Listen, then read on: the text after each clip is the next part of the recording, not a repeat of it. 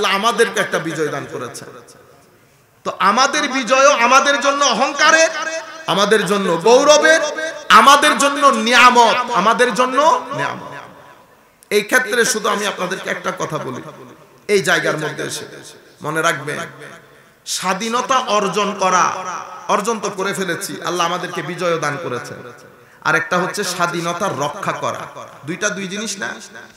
মনে রাখবেন, স্বাধীনতা অর্জন করা রক্ষা করা অপেক্ষা অনেক সহজ, স্বাধীনতাকে রক্ষা করা অনেক কঠিন। স্বাধীনতা অর্জন করার জন্য যে জিহাদ দরকার হয় সেটাকে জিহাদে আসগর বলে। স্বাধীনতা রক্ষা করার জন্য যে জিহাদ দরকার হয় সেটাকে জিহাদে আকবর বলে। জিহাদে আসগর কোনটা?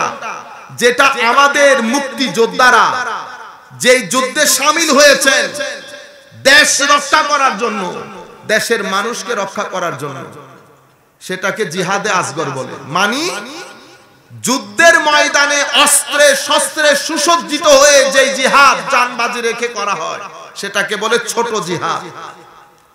বড় জিহাদ কোনটা? বড় জিহাদ হচ্ছে নিজের ভিতরে যে নফস এবং নফসের গ্রাম, ময়লা, অশ্লীলতা, অহংকার, হিংসা, বিদ্বেষ, এই গ্রামকে অশ্লীলতা মুক্ত করে, হিংসা মুক্ত করা, গীবত মুক্ত করা, অহংকার মুক্ত করা এই গ্রামকে, এটাকে জিহাদে আকবর বলে। ওইটাকে বলে জিহাদে আসগর। ওখানে আপনি যুদ্ধ করতেছেন আপনার মানুষরূপী দুশমনের বিরুদ্ধে, এখানে আপনি যুদ্ধ করতেছেন আপনার শয়তান এবং মানুষরূপী দুশমনের বিরুদ্ধে। এখানে বড় যুদ্ধটা চলে শয়তানের বিপক্ষে। সে কারণে আমার নবী এটাকে কি বলেছে? জিহাদে আকবর, বড় যুদ্ধ। স্বাধীনতা যখন রক্ষা করার জন্য যাইতে হবে, তো স্বাধীনতা রক্ষা করার জন্য কয়েকটা জিনিস মৌলিক প্রয়োজন। সেটা কি? স্বাধীনতা রক্ষা করতে হলে মানুষকে সৎ এবং ন্যায় নীতিবান হতে হয়, সৎ এবং ন্যায় নীতিবান হতে হয়, নতুবা স্বাধীনতা রক্ষা হয় না। মানুষ যদি অসৎ হয়, অশ্লীল হয়, অহংকারী হয়, তো মানুষ এই ব্যক্তির মাধ্যমে কখনো স্বাধীনতা রক্ষা হয় না। স্বাধীনতা রক্ষা করার জন্য নীতিবান ব্যক্তি দরকার। এখন নীতিবান মানুষ আপনি যদি তৈরি করতে যান তো জিহাদে আকবর দরকার। জিহাদে আকবর শিখবেন কোত্থেকে? খানেকা থেকে। জিহাদে আকবর ঢাকা বিশ্ববিদ্যালয় শিখাবেন। জিহাদে আকবর ঢাকা বিশ্ববিদ্যালয়ের সাবজেক্ট না, এটা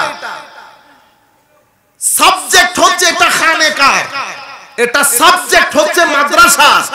আপনি মাদ্রাসার খানেকা বন্ধ করে দিলে তো জিহাদে আকবরের প্রতিষ্ঠানই বন্ধ করে দিলেন। আপনারা বুঝতে পেরেছেন? বর্তমান এই যে ক্রাইম রেট গুলা বেড়ে যাচ্ছে, এই যে বর্তমানে অরাজকতা, ড্রাগ ডিলিং, এই যে আমাদের ইউথ গ্যাং, এগুলা বেড়ে যাচ্ছে। আপনি কখনো আইন প্রয়োগ করে এগুলা বন্ধ করা যায় না। আইন প্রয়োগ করে আপনি কিছু সময়ের জন্য ব্যালেন্স করতে পারবেন, রক্ষা করতে পারবেন না। আপনি এগুলাকে বন্ধ করতে হলে যেই জায়গা থেকে ঘটনা সূত্রপাত সেই জায়গার ভিতরে যেতে হবে। কিসের থেকে সূত্রপাত? এখানে যখন রেপ বেড়ে যাবে, ড্রাগ ডিলিং বেড়ে যাবে, গীবত বেড়ে যাবে, তো বুঝবেন আপনার নফসের গ্রামের মধ্যে লালসা যেটা ছিল সেটা আপনার ভিতর থেকে বের হয়ে বাইরে চলে এসেছে। আপনি বুঝতে পেরেছেন? এটা যখন ভিতর থেকে বাইরে চলে আসবে আপনার গ্রামের মধ্যে মারামারিও বেড়ে যাবে, কাটাকাটিও বেড়ে যাবে। সবকিছু এখান থেকে শুরু। এটার মাধ্যমে আপনার চরিত্র তৈরি হয়। আপনারা বলেন না মানুষটা অনেক ভদ্র, মানুষটা অনেক সুশীল, কিভাবে? মনে রাখবেন, একজন ব্যক্তির চরিত্র গঠিত হয় তার ভিতরের জগতের সৌন্দর্যের মাধ্যমে। ভিতরে যদি হিংসা থাকে আপনার চরিত্রের মধ্যে হিংসা ফুটে উঠবে। ভিতরে যদি অহংকার থাকে আপনার চরিত্রের মধ্যে অহংকার ফুটে উঠবে। সুতরাং ভিতরের জগৎ আসল, এটা জিহাদে আকবরের প্রয়োজন হয়। আমার নবী সাল্লাল্লাহু আলাইহি ওয়াসাল্লাম যখন মদিনা শরীফ আসেন, আমার নবী প্রথমে সাহাবায়ে কেরামকে নিয়ে আসগরে যাওয়ার আগে আকবর করেছে। আমার নবী সাহাবায়ে কেরামকে যুদ্ধের ময়দানে বদরের যুদ্ধে যখন এসেছেন, এটা আমার নবী মদিনা শরীফ হিজরত করার পরে 13 বছর মক্কার জমিনে যখন আমার নবী ছিলেন, আমার নবী সাহাবায়ে কেরামকে জিহাদে আকবরের জন্য আগে তৈরি করেছেন। তাসকিয়ার মাধ্যমে, তাসফিয়ার মাধ্যমে আমার নবী সাহাবায়ে কেরামের চরিত্র গঠন করেছেন। সততা, সত্যবাদিতা, ন্যায়পরায়ণতা, উদারতা, সব সৎ চরিত্রে সাহাবায়ে কেরামকে আমার নবী সৌন্দর্যমণ্ডিত করেছেন। কারণ এই জিনিস যদি না থাকে, জিহাদে আসগর করে স্বাধীনতা রক্ষা করা যাবে না। আপনারা বুঝতে পেরেছেন? আমি অনেক লম্বা কাহিনীকে শর্ট করে বলি। আমার নবী যখন মদিনা শরীফ আসলেন, মদিনা শরীফ নামার পরেই আমার নবীর জীবনের স্বাধীনতা শুরু হয়। এতদিন আমার নবী 13 বছর মক্কার জমিনের মধ্যে এরা আমার নবীকে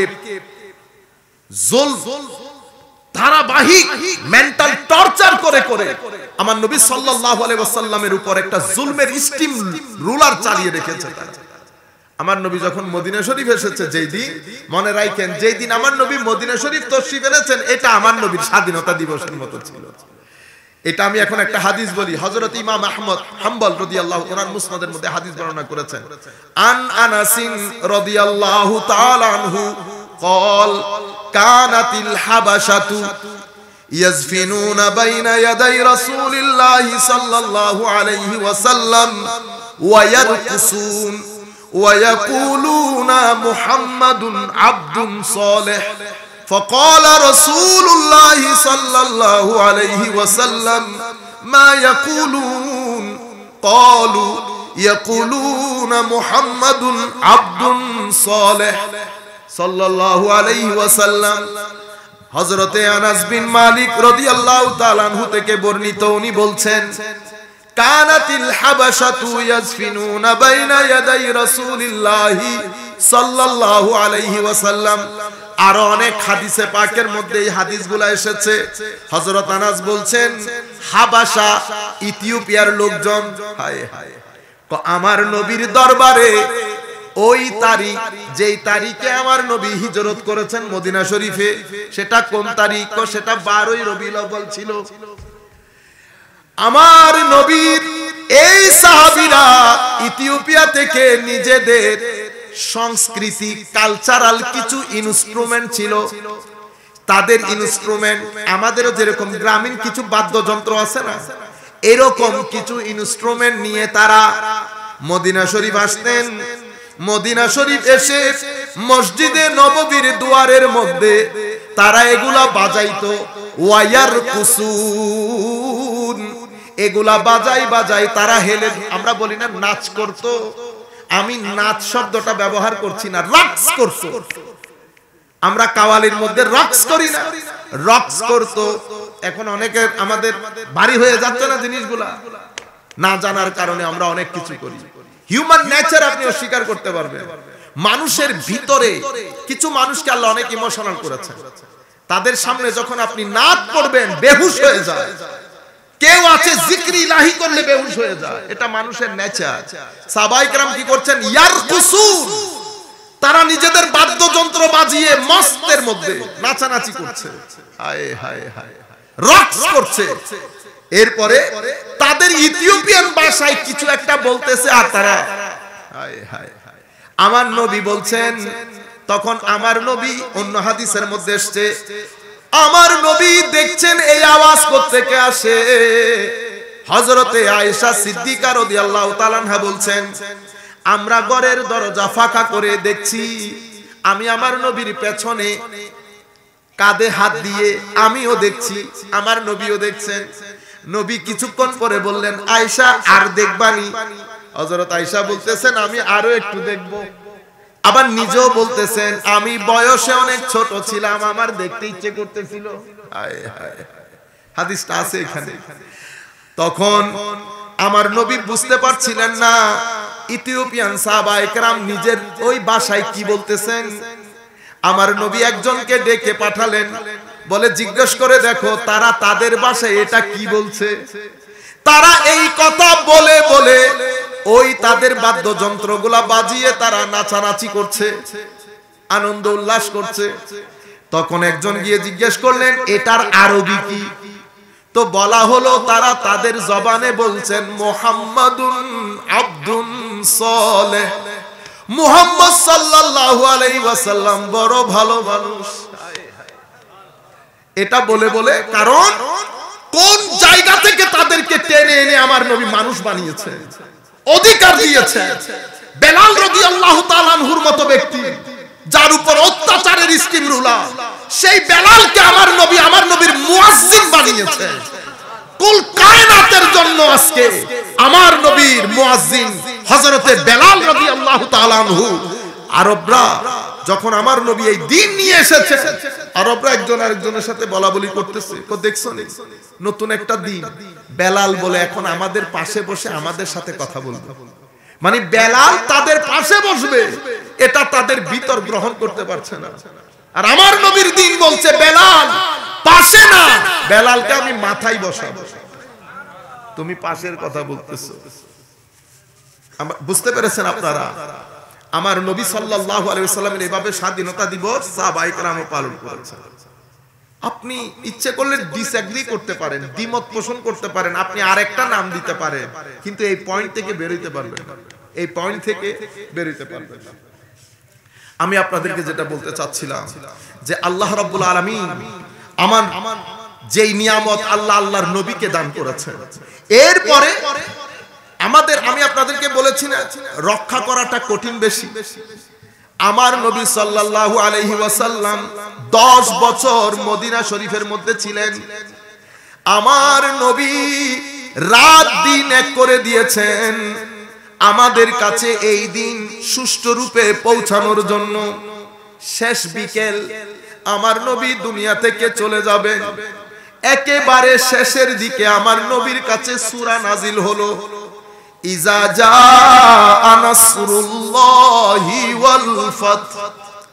হাবিব, যখন আল্লাহর সাহায্য এবং বিজয়ের কথা বলতেছি, ওয়াল ফাত, বিজয় আসবে, ওয়া রাআইতান নাসা ইয়াদখুলুনা ফি দীনিল্লাহি আফওয়াজা। হাবিব যেই কষ্ট করেছেন, আমি কথা দিচ্ছি আপনার চোখ শীতল হয়ে যাবে। এতদিন 13 বছর মক্কার জমিনে দাওয়াত করার পরে কিছু মানুষ ইসলাম কবুল করেছে, একজন করে করেছে, 2 জন 3 জন 10 জন করে করেছে। 13 বছরের মধ্যে 500 550 লোক ইসলাম কবুল করেছে। মন খারাপ করবেন না, আমার নবীকে আমার আল্লাহ বুঝাচ্ছেন, হাবিব আপনার চক্ষু শীতল হয়ে যাবে।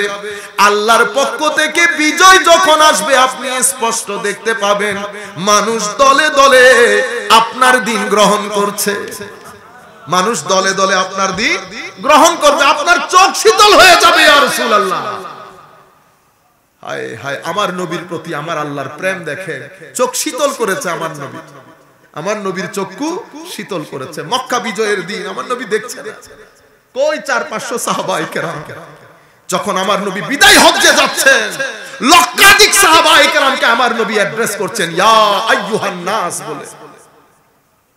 13 বছর মক্কার জমিনে অত্যাচারের স্টিম রুলার বলে চলেছে, সামান্য সংখ্যক লোক ইসলাম কবুল করেছে। সেই নবী যখন বিজয় পেয়েছে মদিনা শরীফের মধ্যে, কায়া পালট গিয়া বিজয় পাওয়ার দে আমার নবীর দিন পুরো পৃথিবীর আনাচে কানাচে পৌঁছাইতে শুরু করেছে। আমার নবী আর মক্কা মদিনা শরীফের চৌহদ্দির ভিতরে না, আমার নবী এখন মহাদেশ চিন্তা করছে। আমার নবী দেশের গণ্ডি পেরিয়ে আমার নবীর জামানায় ইসলাম সিন্ধু প্রদেশের মধ্যে চলে এসেছে। আল্লামা ইকবাল বলছেন, মীরে আরব কো আই হে ঠান্ডি হাওয়া জাহাঁ সে মেরে বতন মহা। আমার নবীর জামানায় সিন্ধু প্রদেশ থেকে ডেলিগেশন গেছে আমার নবীর কাছে। সাহাবায়ে কেরাম আস্তে আস্তে চট্টগ্রাম শহরে চলে এসেছে। আমার নবীর দিন কিভাবে পুরা পৃথিবীর বুকে কিভাবে তেজস্বিতার সাথে আমার নবীর দিন পুরা পৃথিবীতে প্রচারিত হয়েছে। কিন্তু আমার আল্লাহ আমার নবীর চক্ষু শীতল করেছেন। যখন বিজয় আসবে তখন আপনি দেখে আপনার চোখ শীতল হবে, দলে দলে লোক ইসলাম কবুল করবে। এখন আপনি কি করবেন হাবিব? ফাসাব্বিহ বিহামদি রাব্বিকা ওয়াস্তাগফির ইন্নাহু কানা তাওয়াবা। এখন আপনি আর কিছুই করতে হবে না হাবিব, এবার রেস্টে চলে যান। এবার তাসবিহ পড়েন, বিহামদি রাব্বিকা, আপনার প্রতিপালকের প্রশংসার গীত বর্ণনা করেন।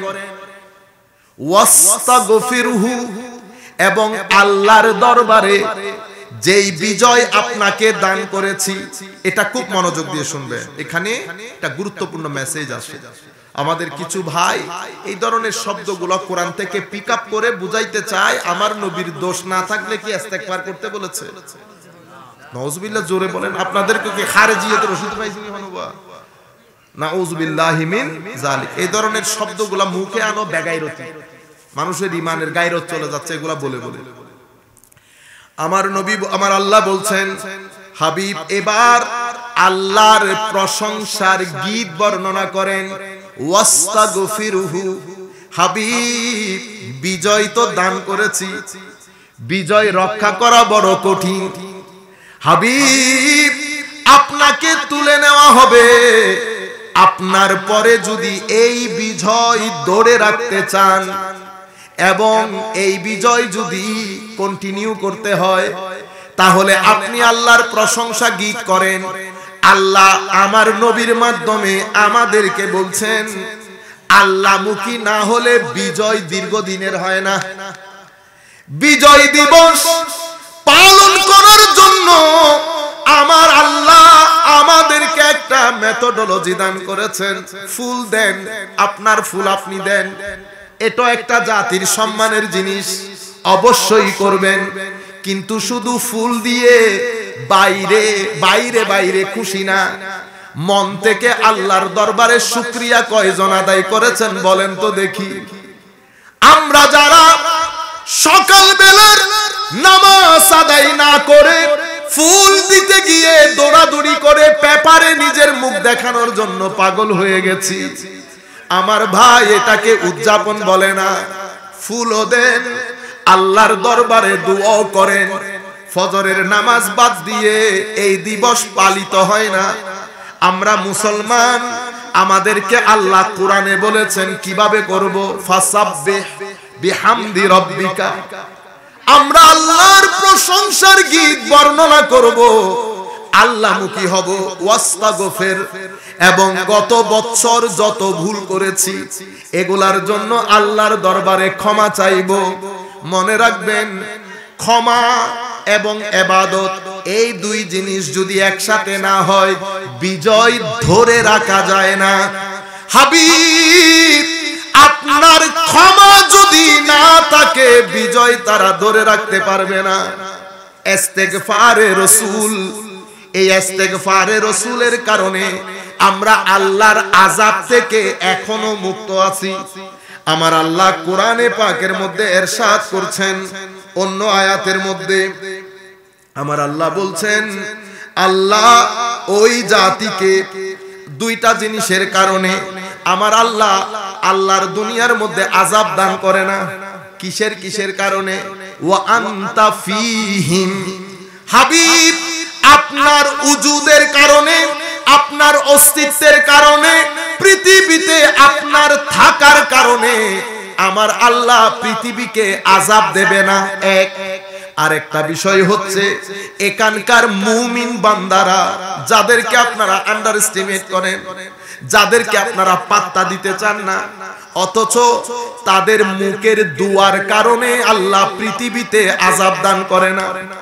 আমার নবী হাদিসে পাকের মাধ্যমে আমাদেরকে জানান দিচ্ছে, কোরআনের আয়াতে আল্লাহ বলছেন, ওয়ামা কানাল্লাহু লিয়ুআযিবাহুম ওয়া আনতা ফীহিম ওয়ামা কানাল্লাহু মুআযযিবাহুম ওয়া হুম ইস্তাগফিরুন।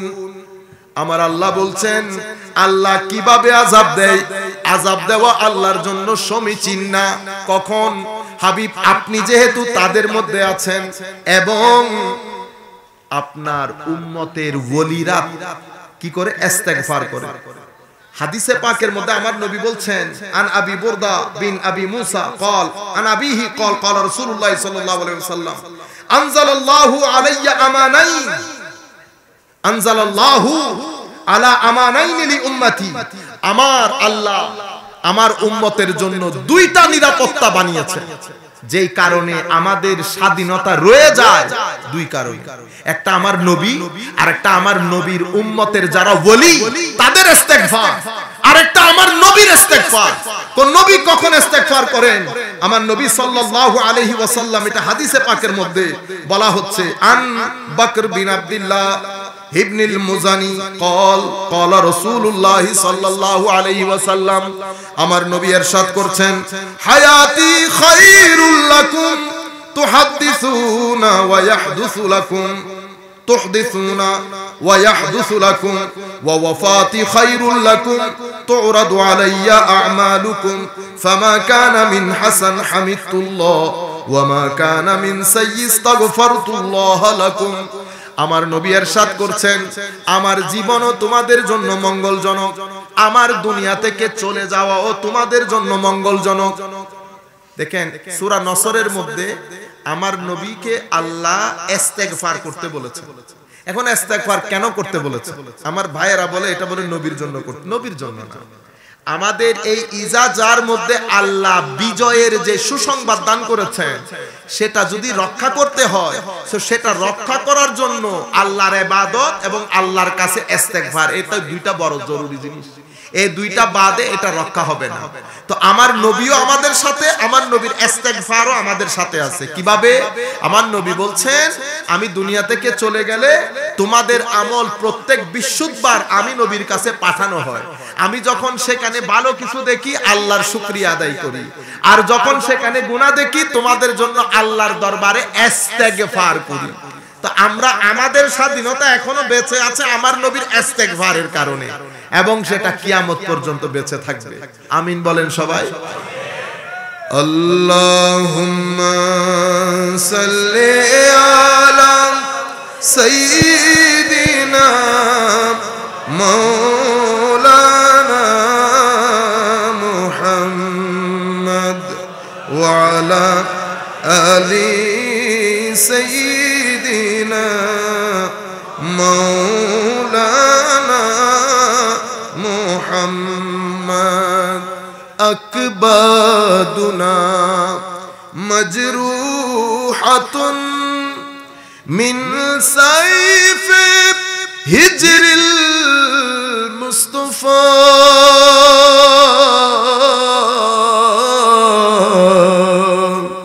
তুবা লি আহলে বলদতিন ফিহা নবিয়ুল মুহতাশমি। আল্লাহুম্মা সাল্লি আলা সাইয়্যিদিনা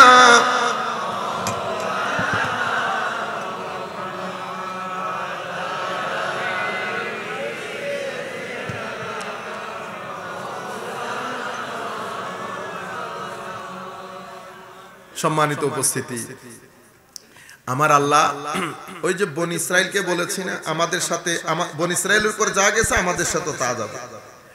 তা আমার আল্লাহ বনি ইসরাইলকে 10টা পয়েন্ট বলেছেন স্বাধীনতাকে রক্ষা করার জন্য। বনি ইসরাইলকে নিয়ামত দান করেছে, বিজয় দিবসও দান করেছে। তো বিজয় দিবস রক্ষা করতে হবে না? এখন বনি ইসরাইলকে বলতেছে কি কি করতে হবে। ওয়া ইজ আখাযনা মিসাকা বনি ইসরাঈল লা তা'বুদুনা ইল্লাল্লাহ।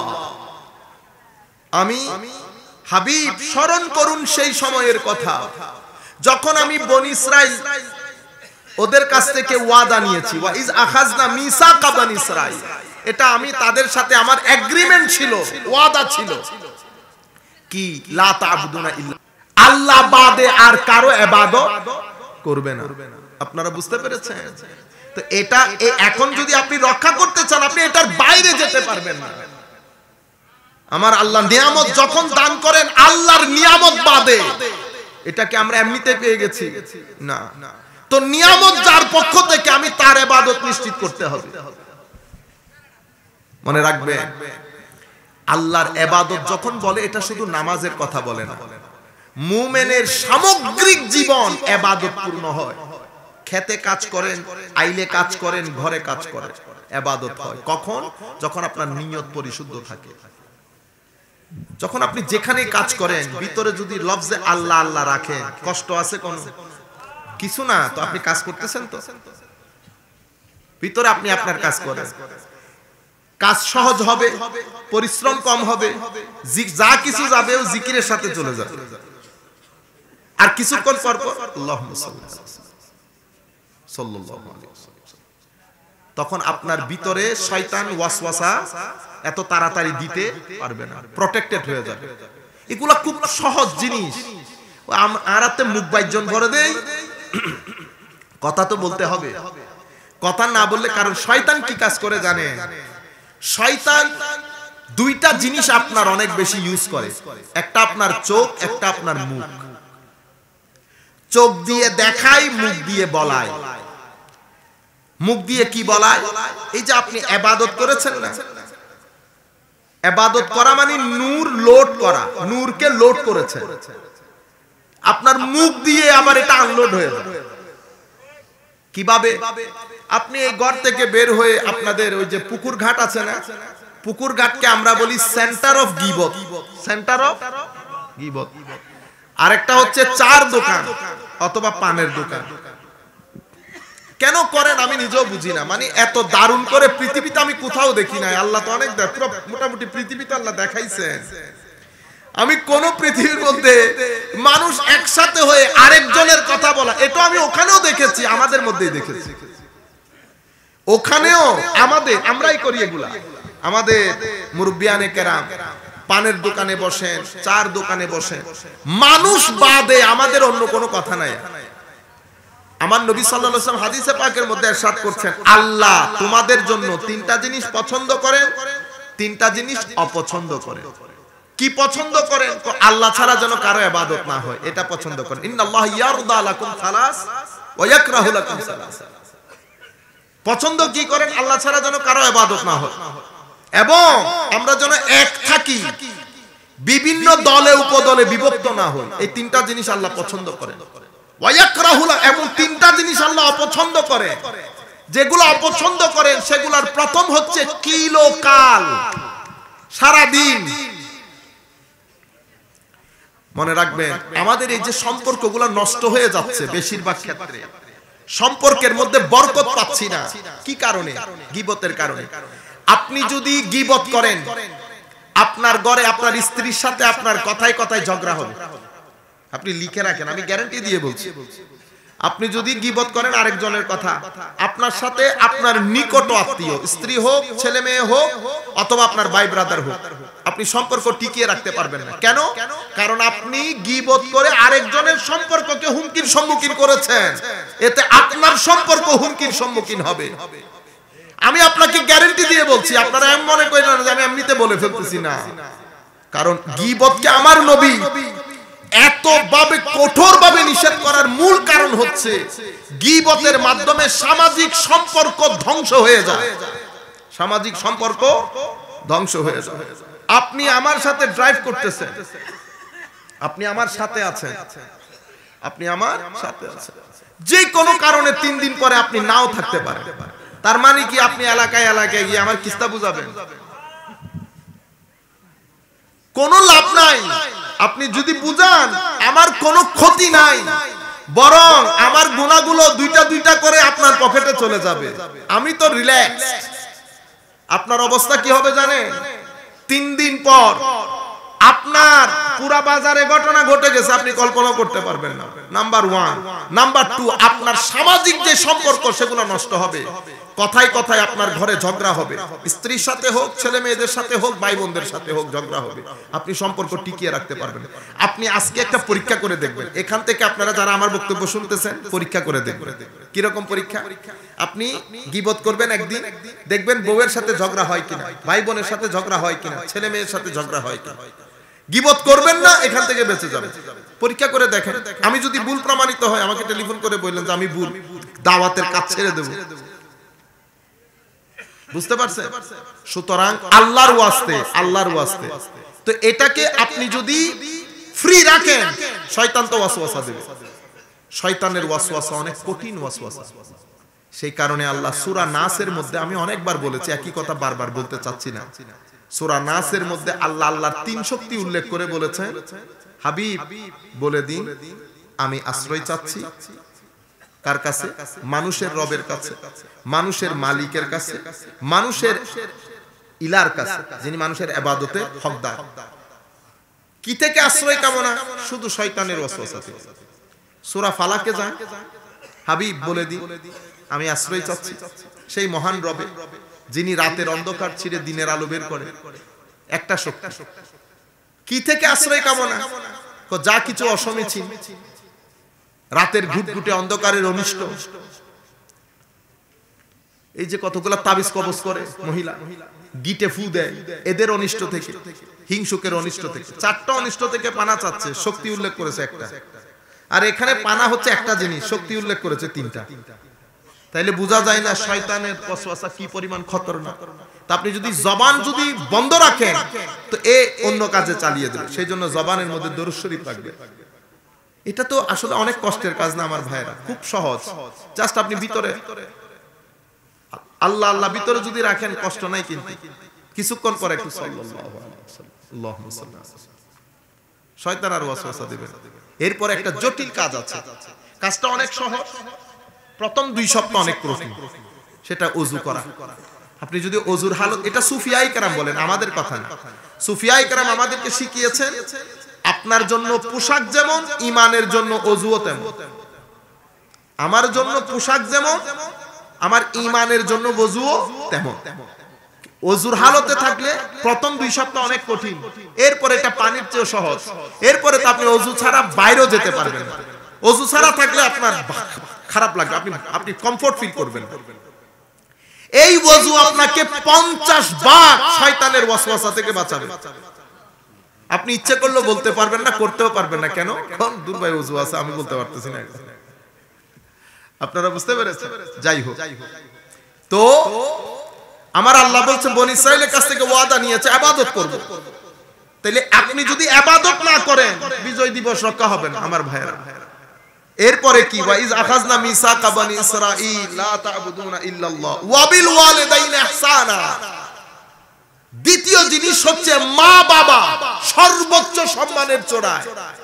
একটা স্বাধীন দেশে, স্বাধীন দেশ মানে পাকা বিল্ডিং আর পাকা রাস্তা না। স্বাধীন দেশের মধ্যে কখনো আপনি আশ্রয় কেন্দ্র, মা বাবার জন্য ওই কেন্দ্র সেই কেন্দ্র, এটা বিজয় দিবস রক্ষা করা না। আল্লাহ বলতেছেন আমি বনি ইসরাইল থেকে এই ওয়াদা নিয়েছি, এটার বিনিময়ে বিজয় দিবস দান করেছি। ওয়া বিল ওয়ালিদাইনি ইহসানা। এরপরে কি?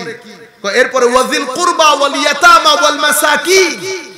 মা বাবার পরে আপনার নিকট আত্মীয়, গরিব, মিসকিন এলাকা, এদের লুক আফটার করা, এদেরকে সহযোগিতা করা, সম্মান করা, এটা বিজয় দিবস। এরপরে ওয়াকুলু লিন-নাসি হুসনা। মানুষের সাথে সৎ ব্যবহার করা, ভালো করা, মানুষকে না ঠকানো, মানুষের নিন্দা না করা, মানুষের গীবত না করা, যথাসম্ভব মানুষের সাথে সৎ ব্যবহার করা, সুন্দর কথা বলা, মানুষকে সহযোগিতা করা, মানুষের জন্য উদার হওয়া। এটা বলে যে আমি এটা বনি ইসরাইলের সাথে আমার ওয়াদা, এটার বিনিময়ে স্বাধীনতা দিয়েছি। এরপরে কি? ওয়া আকিমুস সালাহ। নামাজ কায়েম করা, নামাজ কায়েম করা, নামাজ আদায় করা না। আদায় করা এক জিনিস, কায়েম করা আরেক জিনিস। আমরা অনেকবার বলেছি কথাগুলো, একই কথা রিপিট হয়ে যাবে। আদায় তো আপনি পড়লেন, কায়েম মানে হচ্ছে আমি দেশের কাজের সাথে সাথে ফাইল সিগনেচারের সাথে সাথে আমাকে নামাজের প্রতিও খেয়াল করতে হবে। কেন? কারণ দুনিয়ার সাথে মিশবো, মাল দৌলত সিগনেচার টাকা পয়সা আমাকে শয়তান জেকে বসবে। আমি যদি ইবাদতের মাধ্যমে আল্লাহর সাথে কানেক্টেড না থাকি, শয়তান আমাকে বায়াস করে ফেলবে। বায়াস করে ফেললে এখানে সমতা ন্যায় পরায়ণতার মধ্যে বিঘ্ন ঘটবে। সেই কারণে নামাজ কায়েম করা মানি এমন ভাবে নামাজ আদায় করা 10 গ্রামের মানুষ বলবে ওই তরফ হইবে বহুত বড় নামাজি, ওদের ছেলে অনেক নামাজ। আরেকটা হচ্ছে নামাজ কায়েম করা মানি নামাজের যে ভিতর রূহ স্পিরিট সেটাকে নিজের জীবনে বাস্তবায়ন করা মানি অশ্লীল গর্হিত আল্লাহ রাসূল নারাজ হয় এমন কাজ থেকে নিজেকে বাঁচিয়ে রাখা মানি নামাজ কায়েম করা। কারণ নামাজ এবং মিথ্যা একসাথে যাবে না, নামাজ অশ্লীলতা একসাথে যাবে না। নামাজও পড়লেন আবার কিছু জিনিস খুব খারাপ লাগে পুরুষ মানুষের কি আপনি তো তাই বলে কি আপনি এই গেঞ্জি পরে রাস্তার মধ্যে হাঁটবেন? এটা একটা কথা হইলো। আবার আপনি বলেন নারীর পর্দার কথা। গরম আপনার যেমন লাগে আমার বোনদের গরম লাগে না? আপনার গরমে আপনি সেন্টু গেঞ্জি একটা পরে পুরা দুনিয়া, এটা কোনো ব্যক্তিত্ব হইলো? এটা তো লজ্জার বিষয়, শরম লাগার কথা। আপনি এখন চলবেন হুজুর এটা নাজায়েজ নেই, জায়েজ নাজায়েজের কথা বলতেছি না। একজনকে এটা বলার পরে হুজুর এটা কি নাজায়েজ? তা আল্লাহ এখন একটা প্রশ্ন করলে আপনিও দিতে পারবেন নি উত্তর। কেউ বলে তা আল্লাহ শ্বশুর বাড়িতে গেঞ্জি পরে যাওয়াটা নাজায়েজ বলেন? ইতারা এখানে বহুত মুফতিল বইলি এখন হুজুর ন ইতারা তো হুজুর গণ তো এটা আই যদি আমরা যদি লুঙ্গি আর গেঞ্জি পরে শ্বশুর বাড়িতে যাই শরীয়ত কি নাজায়েজ বলে? তা আপনি যাবেন? সব জায়েজ নাজায়েজের মধ্যে আসতেছেন কেন? আমি জায়েজ নাজায়েজের কথা বলতেছি না, এটা তো ফুকাহায়ে কেরাম বলবে, মুফতি যারা, আমরা সাধারণ মানুষ। আমি আপনাকে বলতেছি আপনি গেঞ্জি পরে চার রাস্তার মোড়ে লুঙ্গি একটারে হাঁটুন পরে তুলে কেন করেন এটা? এগুলা করবেন না কেন জানেন আমার ভাই, আমার চাচা? এগুলা আপনার ভবিষ্যৎ প্রজন্ম, নাতি ছেলে, এদের উপর ব্যাড ইমপ্যাক্ট করে, বিরূপ জিনিস। ছেলে যখন দেখবে আমার বাবা যেই কাপড়ই পরুক লুঙ্গি পরিষ্কার, এখন আমার বাবা অনেক লজ্জা, আমার বাবা কখনো গেঞ্জি পরে রাস্তায় যাবে না, তো এটা ছেলের মধ্যে ট্রান্সফার হয়ে যায়, ছেলের মধ্যে ট্রান্সফার হয়ে যায়। আপনার আকৃতি, প্রকৃতি, আচরণ এগুলা ছেলের মধ্যে ট্রান্সফার হয়। আপনারা বুঝতে পেরেছেন?